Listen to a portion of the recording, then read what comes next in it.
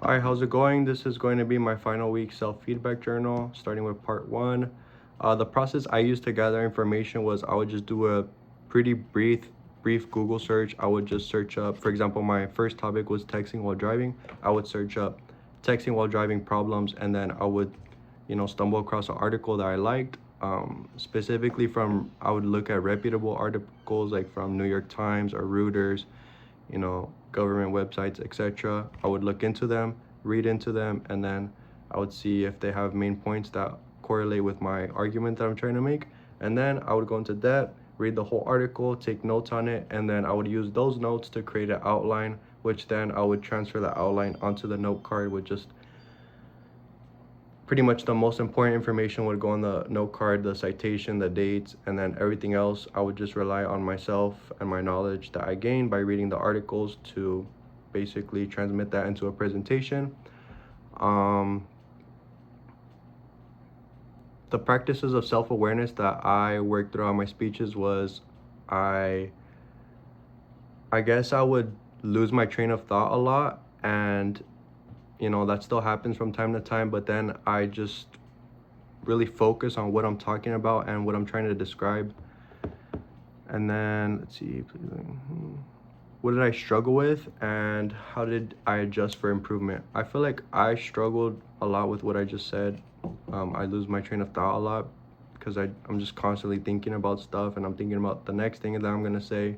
So it's just how I overcame that was just taking a deep breath, relaxing, slowing my pace, slowing my talk, which I'm doing right now as we speak, and it's been very helpful throughout the semester and just my life in general.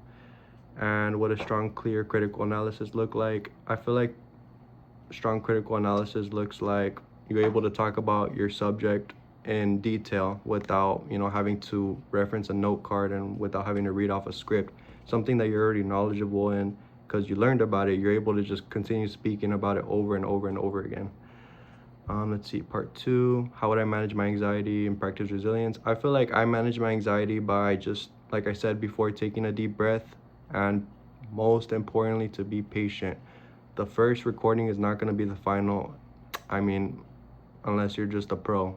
But for me, it could take anywhere from 3 recordings all the way to 13. It just depends. If I don't like something in my recording, I will stop it on the spot and then I will restart it. Um, yeah. And then let's see what it means to be an engaged audience member. I feel like being an engaged audience member, they are going to sit and listen when you have to talk. And then once you're done, they're going to tell you what you did bad and what you did good in your presentation. I would take the good as what it is, it's good, and move on. I would take the bad, on the other hand, I would really look into what you did not like about your presentation, what your audience didn't like about that presentation, and I would look into ways of fixing that. Um, I feel like my audience members specifically, they were able to tell me what I was doing wrong. I feel like I was going too fast. Sometimes they'll tell me like, just calm down, slow down. And I feel like that's what a good audience member is, because at the end of the day, they'll tell you when you're messing up and then it's your responsibility to act upon that.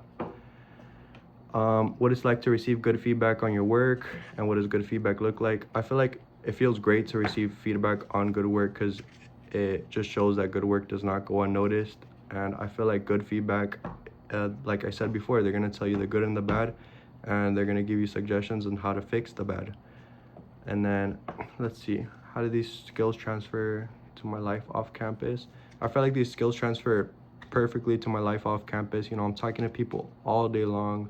I'm in a customer service role, so I'm just constantly talking to people, and I feel like having this confidence that I gained from this class to just be able to talk to anyone, it's pretty crazy, and I feel like that will open new doors for me to just open new connections that I'll gain just by being able to talk to people. Because what does anyone want? They just want someone to talk to. If you're here reading off of a paper like this, not even engaging with who you're talking to, they're not going to even listen to you. They're going to say, this kid has no idea what he's talking about. He's reading off a script completely, like, don't hire him. Someone that knows their information, that practiced before, they're always going to get the job before the person that didn't. At least that's how I see it. And what does public speaking success look like to me? I feel like what I just said, just being able to have the confidence to have conversations. I feel like that's what public speaking success looks like to me. Thank you.